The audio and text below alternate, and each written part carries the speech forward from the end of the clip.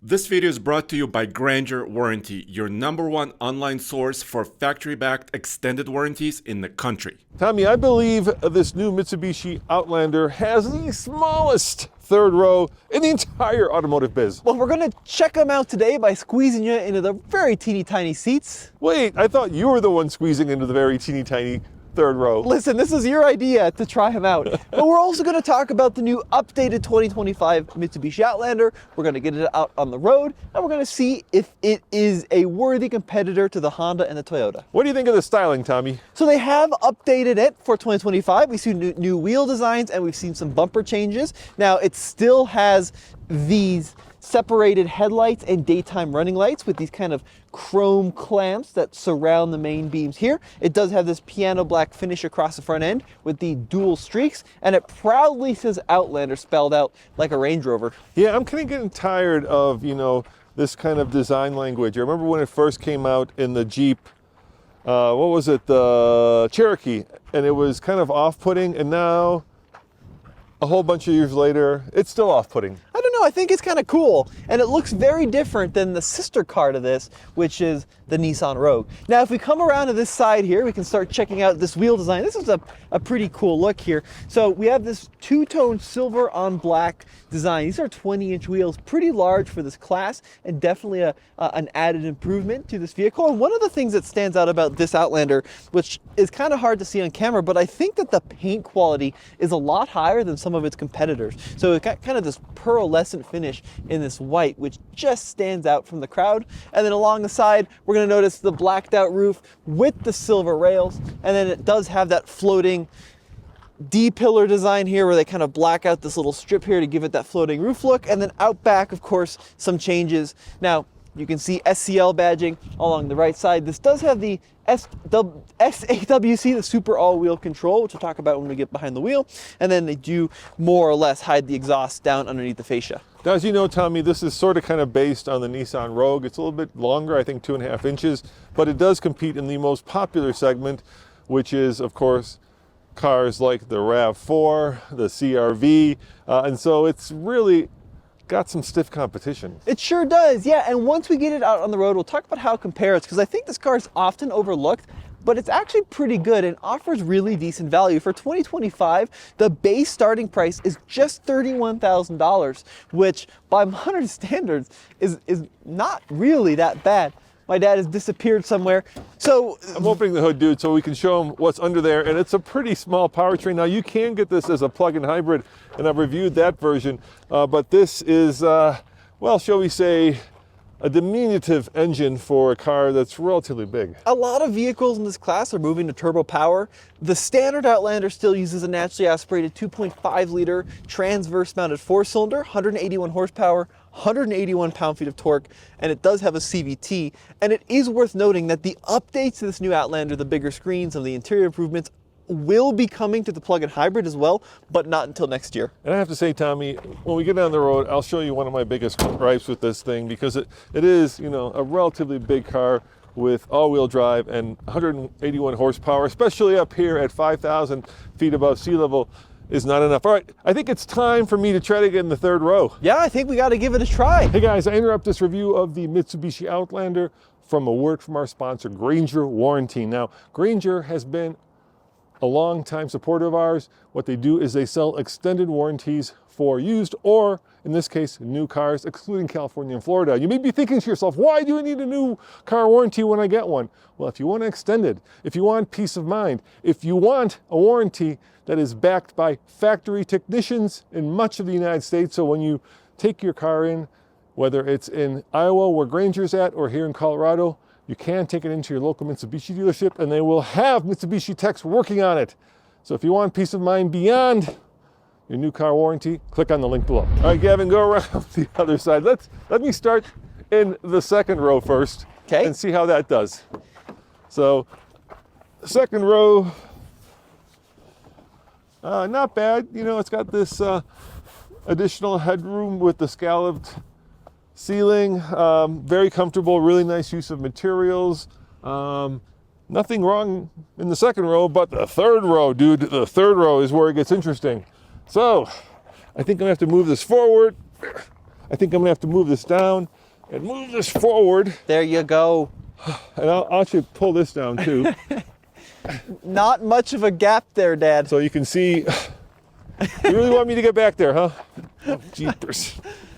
Yeah, so here's the thing. This is definitely a third row meant for the little ones, not for the 6 feet tall guys. There's bad things happening to my crotch tummy.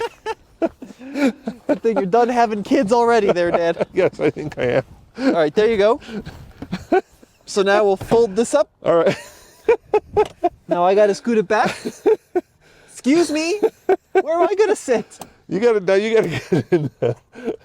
Now I can't even get in this Now seat. you gotta move the front seat forward. Okay, there we go. 2 guys in the back seat of an Outlander. Literally, you've got one of those catch-22s. You can have people in the second row or the third, but I don't know if you can have both. But here's the thing. Pretty rare, actually. So it used to be in this class, there were a few vehicles that had this option, like Yeah. the Nissan, like the Tiguan. Which got rid of it. Yeah, and now Outlander, I think, is the only car left in this small category that has a third row. So we're kind of joking about it, but it genuinely is kind of useful, in a pinch at least. I think it's good for like first graders and cats. There you go. That's who it's meant for. But seriously, if you have like a very small family and in an absolute emergency you have to bring kids to the soccer game, this is an option, which is not an option in a lot of other cars. So if you have a family of diminutive size and height, then this is certainly the car for you.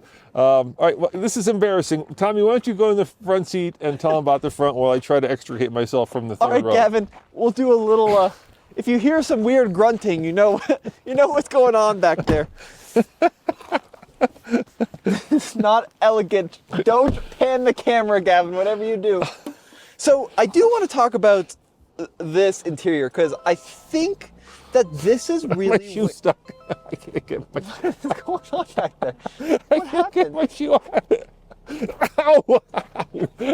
There you go. You did it. So genuinely, I do think that this interior is probably, and I can't believe I'm saying this because it's underrated. Yeah. This is the nicest interior in class. Look at some of the details here. We're going to start with the seats. We have a quilted leather seat, heated and ventilated, with really high quality stitching across the sides, and we even see that quilting. If you look at the door there, Gavin, check that out. It makes its way across the door, and like, look at the dash material. They could have done just the typical hard flat black plastic, but they've actually got a padded premium material here on the dash. You know, I got my own HVAC control back here, so it's 3 zones of climate control, plus I got heated seats. That's a very nice option for a car segment that doesn't usually have that. And it's interesting, so we just drove the Nissan Rogue a couple weeks ago. Very highly equipped Rogue. It was $48,000, and it didn't have things like ventilated seats, if I recall. This car does have heated and ventilated seats, and it's just a really well-equipped car. You mentioned heated rear seats, 3rd zone of climate control. You know what back I like? there. Show them that little rotary dial. So, as an off-roading fan, it does have a lot of different drive modes. Yeah. So Mitsubishi has kind of rejiggered the center console here for some additional storage. And if you look up here, you can see some of the different modes with that all-wheel control. So we have Eco, Normal, Tarmac, Gravel, Snow, and Mud. And then I really like this design too. We've got these two, it almost looks like an old Citroen CX with these barrels that rotate as the dials. That's a little bit configurable. You can change that around, but I always Your thought... speedometer's a barrel, Yeah. and I think you'll notice that once You you can change it though. So you can do normal gauges, or you can do the tilting ones. I think it's cool. Here, I'm going to turn us out of the sun so we can look at this interior a little better. Yeah, that's a good idea. And it's getting crowded at this park. Another car came by, so maybe we should go take it for a ride. Yeah, but I do want to talk about a couple other things. Okay. New screen here, a 12.3-inch screen. Couple of things worth noting: shortcuts along both sides for home, for audio, and it's also pretty colorful, kind of similar to what you're going to find in the Nissan system. They do a good use of colors, and it does have some physical buttons for volume, for tune, and then we can see the full 360 camera there, which is good. Digital gauge cluster we talked about. And did you talk about the backup camera in the rear view mirror? Yes, it does have the camera mirror back here. Which is nice. It's once again another high-end option. And there's the Monroney. We're getting 26 mpg combined. You could do much better with the plug-in hybrid. You could, for sure. Total MSRP, this is still a pricey car, this SEL with the premium package, $45,000. So this is not a cheap car by any stretch of the imagination. but at least it does give you a considerable number of features in here, which is good, including, this is the big news, go to that A pillar there. This is the new 12 speaker, 1600 watt Yamaha audio system. So Yamaha is, of course, a manufacturer that builds motorcycles, but they also have a huge division in instruments and pianos and everything in that kind of realm. So it's pretty cool that they're adding that Yamaha system to a car. I don't think I've seen that before. It's really neat. You know, I kind of feel like this is a $45,000 car with a $60,000 interior. Yeah, the interior is excellent. That's definitely the highlight of this car. Because the driving experience, they've changed suspension tuning for this year. It's very smooth. They've added more sound insulation. It's very quiet, but it's also pretty underwhelming when it comes to acceleration, which we'll show you here in a second. Yeah, I kind of feel like it's a $45,000 car with a $30,000 powertrain. Yeah. It kind of goes both ways. Now, the plug-in hybrid version is actually pretty cool, and a while back, Mitsubishi flew me out to Canada, and we got to do some ice driving with the all-wheel drive system in the plug-in. What's cool about that is it's super rear bias. You can actually drift and slide it around and do some really cool stuff. But the standard 2.5 gas version is a little underwhelming. So we're going to point it up this hill. We're going to go foot to the floor. We're in normal mode. There's no sport mode here. And we can hear what we're talking about. Are you ready? Yeah. Here we go, full throttle. That is 20, 6, 30, 35, 40, 45. It is not a quick car, is it? No, but at least you have a beautiful view to look at with the snow-capped mountains while you're slowly accelerating to keep up with traffic. So I always like to look at the positive side of things, Tommy, as you know. No, like, does that really matter in this category? Because this is not typically a car bought by enthusiasts. It's bought by families and adults that just want to drive around and get to work. Maybe, maybe not. Drop me a comment below. But if you're looking for a fun driving small crossover, this is not the one. If you're looking for a very comfortable and quiet crossover, though, this kind of checks those boxes. Here's what I think. Look, everybody on your street is either going to have a CR-V or a RAV4 or even a Rogue, right? And so if you show up with the Mitsubishi, you're going to be a little unique, a little different, and you're going to get a third row, even though obviously you better have cats or small kids. You also get the 10-year, 100,000 mile powertrain warranty in the Outlander, which is pretty good. Kind of sort of becoming the standard, especially in Hyundai and Kia. You know, there was one issue I found with this when I was driving it around yesterday. Yeah. I didn't like the pedal placement. I know it's a weird complaint, but to me, the accelerator pedal was too far below the brake pedal, so I really had to lift my foot off the accelerator to move it over to the brake pedal. And actually, I found myself stumbling across the brake pedal because it was so much higher than the accelerator. Is that just me, or are you having that same? No, it's an interesting observation. I think you're right. They're also offset super far to the right. So it is a little ergonomically weird with the pedals. And you're right, if you look at the planes, the gas pedal's below the brake pedal, so you really have to lift your foot up. That's a great point. So I think that the Outlander is often overlooked.